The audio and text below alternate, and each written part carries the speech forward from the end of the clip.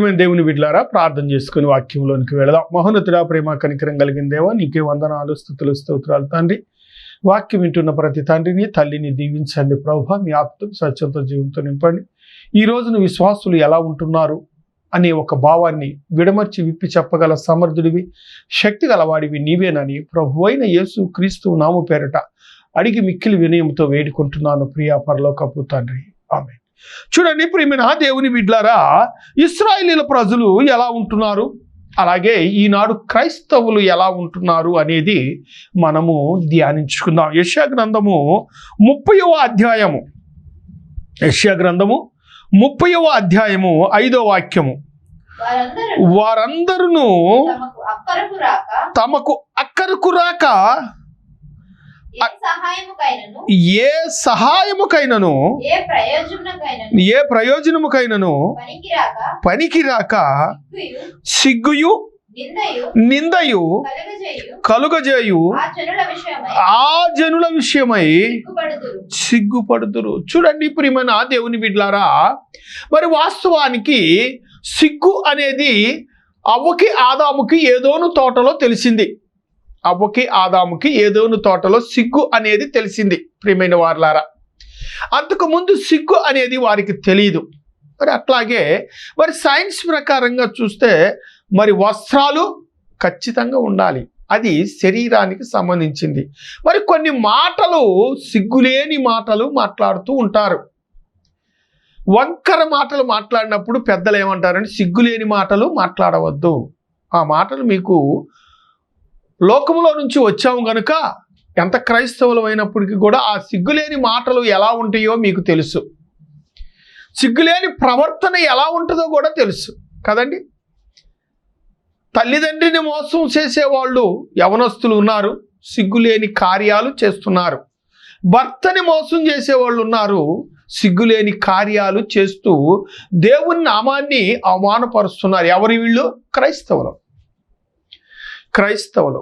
అలాగే ఇక్కడ చూస్తే ఏమంటున్నాడంటే, ఇశ్రాయేలీల ప్రజలు ఐగుప్తు నుంచి బానిసత్వంలో నుంచి విడిపింపబడిన తరువాత 40 సంవత్సరములు బానిసత్వంలో ఉన్నారు. ఎప్పుడు బయటికి వచ్చినాక అక్కడక్కడే తిరిగి అది కూడా బానిసత్వమే. ఎందుకని అంటే వారు దేవుడైన యెహోవాని హృదయములో దేవులాడక వారిలో ఉన్న పాపపు క్రియలను బట్టి అక్కడక్కడే తిరిగి పాలు తేనెలు ప్రవశించే దేశానికి వెళ్ళలేకపోయారు. అలాగే ఐగుప్తు నుంచి ఇశ్రాయేలీల ప్రజలను బానిసత్వంలో నుంచి విడిపించి వారిని తీసుకొని వచ్చి ప్రత్యక్ష గుడారము కట్టించి పాపక్షమాపణ బలులు, సమాధాన బలులు, కృతజ్ఞతా బలులు అర్పించిన తర్వాత వారికి కృతజ్ఞత అనేది లేక సిగ్గుమాలిన పనులు చేస్తున్నారు. ఎలాగా? విగ్రహారాధన చేస్తున్నారు. యెహెజ్కేలు గ్రంథములో అయితే చాలా చక్కగా చెప్పాడు, ఇశ్రాయేలీల ప్రజలు మళ్ళీ విగ్రహారాధన చేస్తున్నారు. అలాగే ప్రియమైన క్రైస్తవులారా, మనము కూడా ఈ రోజుల్లో విగ్రహారాధన చేస్తున్నాం. ఎన్నోసార్లు చెప్పాను నేను, ఏమిటి? జ్యోతిష్కం చూపించుకోవటం, ఇల్లు వాస్తు చూపించుకోవటం.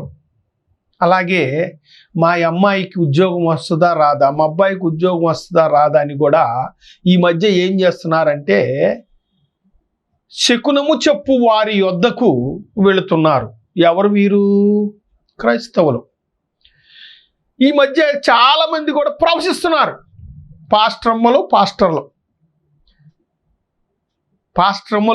పాస్టర్లు ఈ మధ్య కుటుంబం గురించి ప్రవశించట్లా,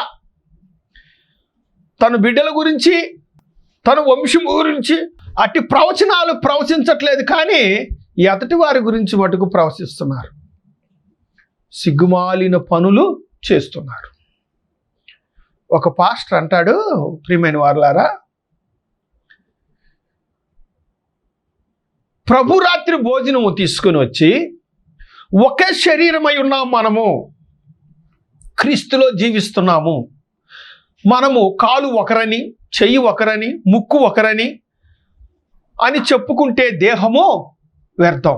మనం ప్రభు అయిన యేసుక్రీస్తు శరీరాన్ని భుజిస్తున్నాము కనుక, ఏక శరీరముతో ఉంటున్నాం కనుక మన అందరము కూడా ఒక శరీరాన్ని భుజిస్తున్నాం, ఒకరమై ఉన్నాము అని పౌలు గారు చెప్తే ఈ పాస్టర్ ఏం చేశాడంటే ఎలక్షన్ మూమెంట్లో చెప్పాడండి, పెద్దలందరూ ఒక శరీరమై ఉండండి.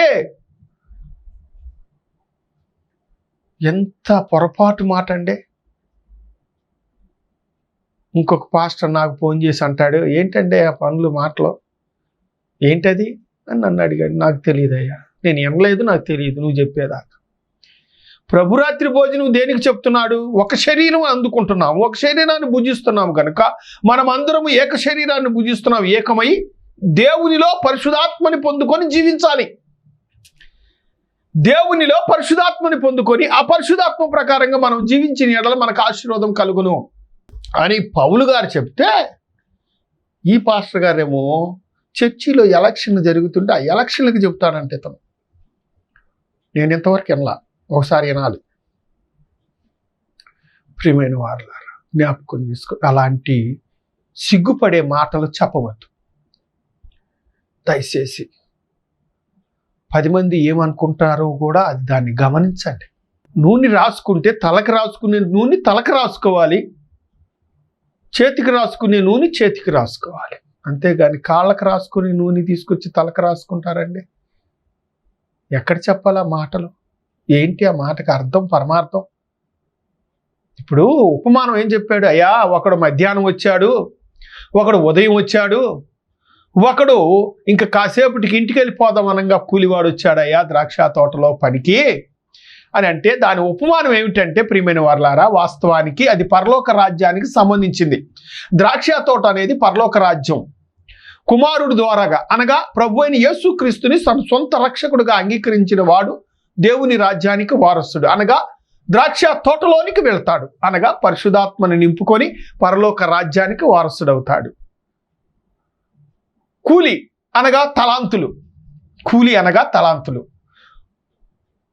కూలి అనగా కొంతమంది వయసు అయిపోయినాక సువార్త చేయటానికి వస్తారు, కొంతమంది యవ్వన వయసులో ఉన్నప్పుడు వస్తారు, కొంతమంది ప్రియమైన వారలారా నడి వయసులో వస్తారు. పని కొరకు, దేంట్లో? దేవుని పని చేయటానికి. ద్రాక్ష తోటేమో ప్రియమైన వారలారా దేవుని సింహాసనానికి పరలోక రాజ్యానికి సాదృశ్యమైనది. పిలిచిన వాడు ఎవడో? నిన్ను సేవకి ప్రభు అయిన యేసుక్రీస్తు ద్వారాగా నిన్ను పిలిచాడు. ఎప్పుడు వచ్చావు? యవ్వన వయసులో వచ్చావు, నడి వయసులో వచ్చావు, తీరా వృద్ధాప్యంలో కూడా సేవ చేసిన వాళ్ళు ఉన్నారు, పిలుచుకోబడిన వారు. అది దాని ఉపమానం. దాన్ని తీసుకెళ్ళి ఇంకో దగ్గర కలపటానికి కాదు. అది అక్కడ పని ఉంది కదా, ద్రాక్ష తోటలో పని అన్నాడు కదా, దాన్ని మనం ఆలోచించాలి. సిగ్గుమాలిన మాటలు మాట్లాడక సిగ్గుపడే పనులు చేయవద్దు. చూద్దాం, ఇంకొక మాట చూద్దాం. 2 తిమోతి 2వ అధ్యాయము 15వ వాక్యము.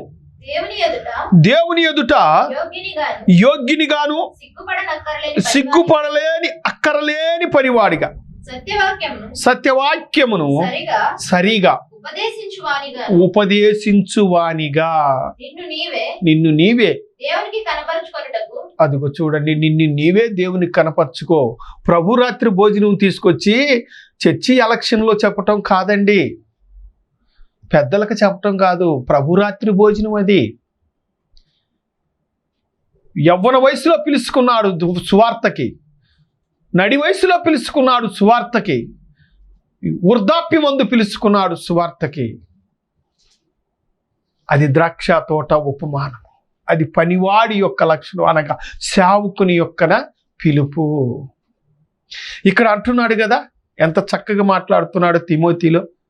ఇందాక కూడా చెప్పాను కదా, చూసుకుందాం, ఒక్కొక్కసారి చదివి దీన్ని వివరించుకుందాం.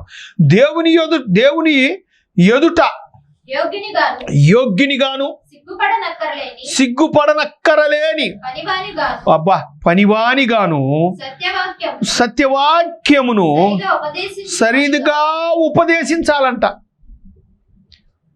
ఇందాక చెప్పాను కదా, ఏమండి? ఆలోచించండి. సత్యవాక్యం సత్యంగా కరెక్ట్గా, ఆ ఉపమానం కూడా అది కరెక్టా కాదా, దీన్ని వివరించాలా వివరించకూడదా అని భావించి గ్రహించి ఆ వాక్యం చెప్పాలి. ఏంటి మేము రెవరెండ్లవి, డాక్టర్లవి, మేము ఎంఏ ఎంబీఏ డబుల్ ఎంఏ చదివామని ఒక ఆలోచనలో ఉండి నువ్వు ప్రకటిస్తున్నావా? జాగ్రత్త ప్రియ దేవుని పనివాడివి, పనివాడివి, పనికి దాసుడివి.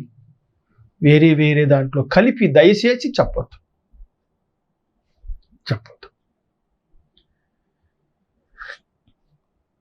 బాగా ఆలోచించు. ఈ మాట, ఈ ఉపమానము, ఈ సందర్భం ఒకటేనా కాదా? మనుషులను చూసి నువ్వు ఉపమానాలు చెప్తాం కాదు, మనుషులను చూసి సబ్జెక్టు మారుతాం కాదు గొప్పతనం. జాగ్రత్త. దుమ్ము సాక్ష్యం, ధూళి సాక్ష్యం, ఆకాశం సాక్ష్యం, నీ నార వస్త్రాలు సాక్ష్యం. నువ్వే వాక్యం చెప్పావో రేపు తీస్తాడు. జాగ్రత్తగా ప్రకటించడం నేర్చుకో. చూడండి, లూకా సువార్త 14:9. నిన్నును అతనిని అదిగో చూడండి, ద్రాక్ష తోట ఉపమానం చెప్పుకున్నాం. నన్ను పిలిచాడు, నిన్ను పిలిచిన వానిని జాగ్రత్తగా గమనించాలి. చదువమ్మా. నిన్నును అతనిని పిలిచినవాడు వచ్చి ఇతనికి చోటివ్వమని నీతో చెప్పును. అప్పుడు అబ్బా, ప్రియమైన వారులారా, ఎక్కడ చోటు ఉందంటే పరలోక రాజ్యముల చోటు. సిగ్గుపడని పనివాడిగా నీవు ఉండాలి. నిన్ను పిలిచినవాడు ప్రభు అయిన యేసుక్రీస్తే, నన్ను పిలిచినవాడు ప్రభు అయిన యేసుక్రీస్తే. కానీ నన్ను లేనివాడని చిన్నచూపు చూస్తే దెబ్బతింటావు. జాగ్రత్త. అలాగా చేయవద్దు దైవ సేవకుడా. జ్ఞాపకం చేసుకో. నీవు చోటిచ్చి మాట్లాడు. చూడండి, ఇక్కడ ఏమి సంపాదించుకుందామని ఒక ఆలోచనే తప్ప, ఇక్కడ 70 ఏళ్ళు బ్రతుకుతాము, 80 ఏళ్ళు బ్రతుకుతాము, 3 అడుగులు ఎలేడుపు, 6 అడుగులు బారు గొయ్యి స్థలమే లేదు ఇప్పుడు శ్మశానాల్లో క్రైస్తవులకి. అలాగే లేనిపోయిన అబద్ధ మాటలు చెప్పి జోబి నింపుకుంటున్నారు సేవకులు. ఇది సేవకులకు సంబంధించింది, విశ్వాసులకు సంబంధించింది కాదు. జోబి నింపుకుంటున్నారు, రకరకాలైన ప్రవచనాలు చెప్తున్నారు, తప్పుడు మాటలు మాట్లాడుతున్నారు. దయచేసి విశ్వాసులను మోసపరచవద్దు. మీ మీద విశ్వాసం, నమ్మకం, పట్టుదల దేవుని తర్వాత మిమ్మల్నే నమ్ముతారు, నన్నే నమ్ముతారు. నేను చాలా జాగ్రత్తగా ప్రవర్తించాలి. గమనించుకో, ఆలోచించు. చదవమ్మా, లూకా సువార్త 16:3. ఆ గృహ నిర్వాహకుడు, చదవమ్మా.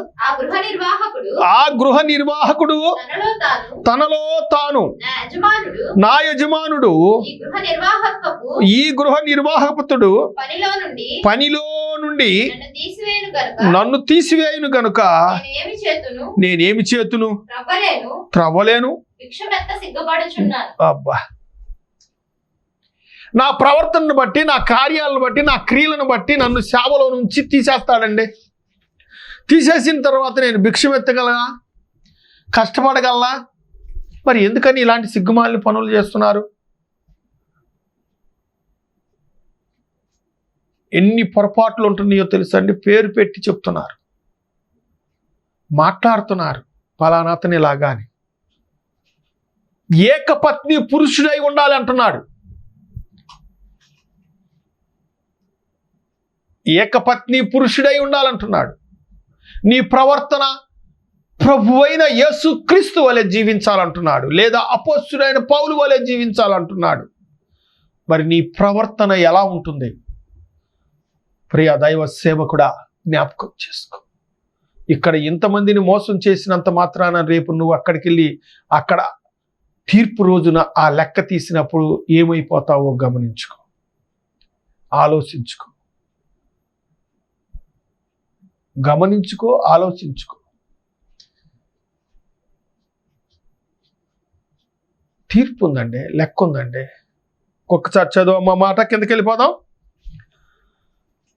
ఆ గృహ నిర్వాహకుడు తనలో తాను నా యజమానుడు ఈ గృహ నిర్వాహత్వపు పని నుండి నన్ను తీసివేయును గనుక నేనేమి చేతును.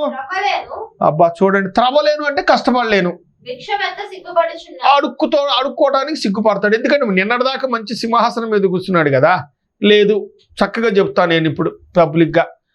ఖద్దరు చొక్కా వేసుకొని షూ వేసుకొని బండి మెయింటైన్ చేసిన నేను స్త్రీ ఒక వ్యామోహంలో పడి దేవుని సేవకు దూరం అయిపోతే భ్రష్టత్వంలోనికి వెళ్ళిపోయి నేను పాస్టర్ని అని చెప్పుకోవటానికి నా హృదయం అనేది సంతోషించిద్దా, గద్దిచ్చిద్దా? పాపం ఉందని చెప్పుద్ది హృదయం. అది నీ హృదయాన్ని పరిశీలించుకో, మనస్సాక్షిని పరిశీలించుకో. భయము భక్తి కలిగి నీవు దేవునిలో ఉండు. పౌలు ఏమంటున్నాడు? పౌలు ఒక మాట అంటాడు, నేను క్రీస్తుని పోలి జీవిస్తున్నాను, మీరు నన్ను పోలి జీవించండి అంటున్నాడు. ప్రియ క్రైస్తవులారా జ్ఞాపకం చేసుకోండి, ప్రియ దైవ సేవకులారా జ్ఞాపకం చేసుకోండి. మొట్టమొదటిగా సేవకుడికి 2 తీర్పులు అంటారు, కానీ 3 తీర్పులు ఉంటాయి. ఎలాగంటే చూడండి ప్రియమైన వారులారా, బిడ్డలను బట్టి ఒక తీర్పు, సంఘాన్ని బట్టి తీర్పు, నడవడికను బట్టి నాకు తీర్పు. నా బిడ్డలను బట్టి తీర్పు ఉంది, సంఘాన్ని బట్టి తీర్పు ఉంది, నా భార్యను బట్టి కూడా తీర్పు ఉంది. సేవకులని బయలుదేరుతున్నారు, జాగ్రత్త. సేవకురాండ్లు అంటున్నారు, జాగ్రత్త. నీ ప్రవర్తన ఎలా ఉంటుందో పరీక్షించుకో. నువ్వు ఎలా ఉంటున్నావో పరిశీలించుకో. దేవునిలో ఉంటున్నావా, లేదంటే సిగ్గుమాలిన పనులు చేస్తూ అవమానపడుతున్నావా? జ్ఞాపకం చేసుకో. ఇంకొకటి చూసుకుందాం, చూడండి. అయితే వారు మరీ శ్రేష్టమైన దేశమును అనగా అదిగో చూడండి, పరలోక సంబంధమైన దేశమును కోరుచున్నారు. అందుచేత వారు తాను దేవుడునని అనిపించుకొనుటకు దేవుడు వారిని గూర్చి. అబ్బా చూడండి, చాలా మంది పాస్టర్లు ఎలా ఉన్నారంటే యూట్యూబ్ ఆన్ చేస్తే చాలండి, కోటు తీసిరేవాడు ఒకడేమో స్టేజీ మీద ఉండి నీళ్లు జల్లేవాడు ఒకడేమో 2 చేతులు పైకి ఎత్తగానే ఒక దగ్గర ఒక 50-60 మంది పడిపోతున్నారు. ప్రియమైన వారులారా, నీకు అంత స్వస్థత వరమై ఉంటే నీ దేశంలో ఉన్న గవర్నమెంట్ హాస్పిటల్కి వెళ్ళి రోగుల కొరకు ప్రార్థన చేయి. లేదు, అనేక మంది అనారోగ్యాలతో బాధపడుతూ ఉన్న వారి కొరకు ప్రార్థన చేయి, నీకు మేలు జరిగిద్ది. లేదు, పేదల గురించి ప్రార్థన చేయి, లేదా రక్షణ గురించి ప్రార్థన చేయి. చీకటి వెళ్ళిపోతే మళ్ళీ రాకూడదండి, అది ప్రార్థనాత్మ పొందుకున్న వాడి లక్షణం, పరిశుద్ధాత్మని పొందుకున్న వాడి లక్షణం. అపోస్తలుడైన పౌలు ప్రార్థన చేస్తే దయ్యం వెళ్ళిపోయింది, ఇక మళ్ళీ దయ్యం రాలా. పేతురు ప్రార్థన చేస్తే స్వస్థపడి అడ్డావు, మళ్ళీ ఆ రోగం రాలా. అది స్వస్థతావరం అంటే. అక్కడ పడిపోయి మళ్ళీ బయటికి వెళ్ళి మళ్ళీ మామూలుగా ఉండేది స్వస్థతావరము కాదు. అది దేవుడు చేసే కార్యము కాదు, దేవుడు చేసే క్రియ కాదు, అది సాతాను చేసేది. ఎందుకంటే యూట్యూబ్లో పెడుతున్నాను, ఫేస్బుక్లో పెడుతున్నాను కనుక చెప్తున్నాను. పరిశుద్ధాత్మ దేవుడైన యెహోవా, ప్రభు అయిన యేసుక్రీస్తు త్రియేక దేవుడై ఉన్నారు. వారిని మీరు దయచేసి అవమానపరచొద్దు. పరిశుద్ధాత్మ దేవుడైన యెహోవా ఆత్మ, నా ఆత్మ జలముల పైన అల్లాడుతున్నది. ఆ ఆత్మ ప్రభు అయిన యేసుక్రీస్తు మీద కుమ్మరించాడు. అందుకని యోహాను సువార్తలో ఏమంటాడు? నేను పొందుకున్న ఆత్మని మీకు అనుగ్రహించులాగున నేను తండ్రి వద్దకు వెళ్ళి మీకు పంపిస్తాను అంటాడు. పంపించిన తర్వాతే స్వస్థతలు జరిగినాయి. ఎవరి దగ్గర? 12 మంది అపోస్తులకు స్వస్థతలు చేశారు, దయ్యాలు వెళ్ళకొట్టారు, పరిశుధాత్మ వాక్యాన్ని ప్రకటించారు. అది పరిశుధాత్మ. ఆయన పరిశుధాత్మ. ఎవరు? దేవుడైన యెహోవాయే తోడుగా ఉన్నాడు. కుమారుడు అనుగ్రహించుకున్నాడు శరీరధారిగా. ఏం చెప్తున్నామో, ఏం చేస్తున్నామో ఏంటో ఏం అర్థం కాకుండా మీరు చేస్తున్నారు. క్రైస్తవత్వానికి మచ్చ తగ్గకుండా ఉండాలి. సిగ్గుమాలిన పనులు చేయవద్దు. నీకు నిజముగా ప్రేమ ఉంటే రోగులు ఎంతోమంది ఉన్నారు, వెళ్ళి ప్రార్థన చేయి. నీకు నిజముగా దేవుడు పిలుచుకున్న పిలుపు నీతుకుంటే, వాగ్దానం ఉంటే, ప్రియమైన వారులారా గమనించుకోండి, తీర్పు ఉందని. ఇలాంటి సిగ్గుమాలిన పనులు చేయవద్దు. దైవ సేవకులారా చేయవద్దు. గమనించండి, ఆలోచించండి, చూడండి, చూసుకుందాం. 2 తిమోతి 4:8 ఇక మీదట నా కొరకు చూడండి ప్రియమైన వారలారా, నువ్వు నీతి కిరీటం సంపాదించుకుంటున్నావా, లేకపోతే సిగ్గుపడే కార్యాలు చేసి నీవు శాపాన్ని పాపాన్ని తెచ్చుకుంటున్నావా, నరకానికి పాలవుతున్నావా? నీతి కిరీటాన్ని నువ్వు సంపాదించుకుంటున్నావా? ఎలా ఉంటున్నావు ప్రియ దైవ సేవకుడా? నీ క్రియలు ఎలా ఉంటున్నాయి? ధనము కోసము ధాన్యం కోసం పరిగెడుతున్నావా? వస్త్రాల కోసం పరిగెడుతున్నావా? తప్పుడు ప్రవచనాలు చెప్తున్నావా? తప్పుడు దర్శనాలు చెప్తున్నావా? జ్ఞాపకం చేసుకో. నీతి కిరీటాన్ని నువ్వు సంపాదించుకున్నావా? ఆనంద కిరీటాన్ని సంపాదించుకున్నావా? అక్షయ కిరీటాన్ని సంపాదించుకున్నావా? లేదు. ఇంకొకసారి చదువమ్మా అదే మాట తిమోతి, ఇక మీదట నా కొరకు నీతి కిరీటము ఉంచబడి ఉన్నది. ఆ దినమందు నీతి గల న్యాయాధిపతి అయిన ప్రభువు అది నాకును అబ్బా నాకు మాత్రమే కాదండి, నాకులాగా నీతిగా నిజాయితీగా ప్రవర్తన కలిగి పరిశుద్ధత కలిగి పరిశుధాత్మని పొందుకొని పరిశుధాత్మ వల్ల జీవించి ఆ జీవాత్మని పొందుకున్న నీవు స్వస్థతలు అనురాగాలు చేసి అనేక మంది నీ గురించి సాక్ష్యం చెప్తుండగా దేవుడైన యెహోవా ప్రభు అయిన యేసు క్రీస్తు నామములో నీ కొరకు నిలబెట్టిన అదిగో ఆ కిరీటాన్ని నీకు దాచిపెట్టి ఉంచుతాడు. ఆ ఉంచిన కిరీటాన్ని నీవు ధరించుకొని సింహాసనం మీద కూర్చుంటే ఎంత మేలు, ఎంత మనోహరము. చాలా మంది అండి ప్రవచనాలు చెబుతున్నారు, అవి నెరవేరు. ఎంత గొప్ప దేవుణ్ణి అవమానపాలు చేస్తున్నారు. అందుకని ఏమంటాడు, మిమ్మును బట్టి కదా నా నామము అవమానపడుతున్నది అన్య జనుల మధ్యలో అంటున్నాడు. జాగ్రత్త. దయచేసి ఆలోచించు, దయచేసి గమనించు, ఆలోచించు. నీతి కిరీటం ఉంది ఇక్కడ, నీ కొరకు దాశాడు. బలా నమ్మకమైన మంచి దాసుడా, ఇదిగోరా ఈ సింహాసనం మీద కూర్చో, ఈ కిరీటము పెట్టుకో. ఇక్కడేంటంటే నేను ప్రతి 2-3 మెసంగిలో కూడా చెప్పాను, నా ఇల్లు చూస్తానికి కూడా బాగోదు,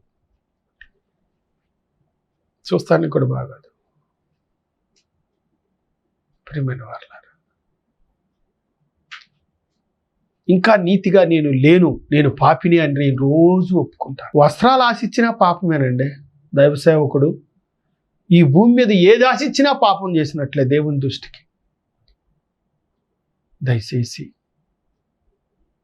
ఈ దీనుడు మాటలు గమనించి మనస్సును పెట్టి నీతి కిరీటము ప్రతి దైవ సేవకుడు సంపాదించుకోవాలని కోర్సు. చూడండి, ఆలోచించండి. ఇంకొక మాట చూసుకుందాం. 1 కొరింథీ 9వ అధ్యాయం 1 కొరింథీ 9వ అధ్యాయము 25వ వాక్యము. మరియు పందెమందు పోరాడు ప్రతివాడు అన్ని విషయముల యందు. అదిగో చూడండి, స్త్రీ నీ సొంత భార్య అయి ఉండాలి. అలాగే పరిశుద్ధాత్మ పొందుకున్న నీవు అనేకమైన శోధనలలో నీవు జయించుతూ ఉండాలి. ఆ అనుభవం నీకుండాలి. ఉందా? 100 ఇస్తున్నారంటే పరిగెడుతున్నారు పాస్టర్లు, 200 ఇస్తున్నారంటే పరిగెడుతున్నారు. నువ్వు పాస్టర్వేనా? అసలు 100 ఇస్తున్నారంటే పరిగెడుతున్నావు, 200 ఇస్తున్నారంటే పరిగెడుతున్నావు. ఎంత లోకు అయిపోయావు క్రైస్తవుడు. నువ్వు ఎవరికి లోకువా? హైందవుడికి లోకు అయిపోయావు. ఎందుకంటే ఒక ఆమె ఎంతో ఇంతగా బాధపడుతూ ఎందుకు చెప్తున్నానంటే, ఒక ఆమె ఎంతో మందిని చూపించి నాతో మాట్లాడింది. చూడండి బాబాయ్ గారు, వీళ్ళు పాస్టర్లేనా అని అంటుంది. ఆమె మంచి ప్రార్థనా పరురాలు. ఉద్యోగం చేసుకుంటూ వాళ్ళ సంఘములో పాటలు పాడుతూ ప్రార్థన చేసింది. 33 సంవత్సరాల అమ్మాయికి. చూడండి ప్రియమైన వారలారా, ఇంకొకసారి చదవమ్మా మాటని. 1 కొరింథీ పత్రిక 9:25. చూడండి, గమనించండి. నిత్యము కూడా దయచేసి సిగ్గుమాలిన పనులు చేయవద్దు. మరియు పందెమందు పోరాడు ప్రతివాడు అన్ని విషయములందు మితముగా ఉండవలెను. చూడండి, పాల్ యాంగ్సో గారు ఆయన ప్రార్థన చేస్తుండగా అనేకమైన శ్రమలు వచ్చినప్పటికీ కూడా దేవునిలో జీవించుతూ ఉన్నాడు. ఆయన దగ్గరికి వచ్చి ప్రార్థన చేపించుకొని కానుక ఇచ్చినోళ్ళు తప్ప ఒక ఇంటికి వెళ్ళినోళ్ళు కాదు. సంఘము కట్టినాక విశ్వాసుల దగ్గరికి వెళ్ళాడు. అలాగే భక్త్ సింగ్ గారు కూడా ప్రార్థన చేస్తుంటే వాళ్ళే వచ్చి ఇచ్చారు తప్పనిచ్చి ఆయన ఎప్పుడు కూడా ఇళ్ళమిటి తిరిగో లేకపోతే అక్కడికి వెళ్ళినోడు కాదు. ఏసన్న గారు కూడా అంతే. సంఘము కట్టిన తర్వాత ఆ సంఘస్థుల యోగక్షేమములు తెలుసుకొని ప్రార్థన చేయటానికి వెళ్ళాడు అంతే. ఈ రోజుల్లో ప్రతి ఓడు నేను పాస్టర్ అని బయలుదేరుతున్నాడు. ఇక్కడ పాస్టర్లకు విలువ లేకుండా పోయింది. భోజనాల దగ్గర కానీ లేకపోతే అక్కడ ప్రవర్తించే ప్రవర్తన కానీ ఎదటివాడు హేళనగాను ఎగతాళిగాను చూస్తున్నారు. దయచేసి అలా చేయవద్దనేసి ప్రభు అయిన యేసుక్రీస్తు నామములో కోరుకుంటూ ఈ చిన్న వాక్యము దేవుడు దీవించును గాక. ఆమేన్.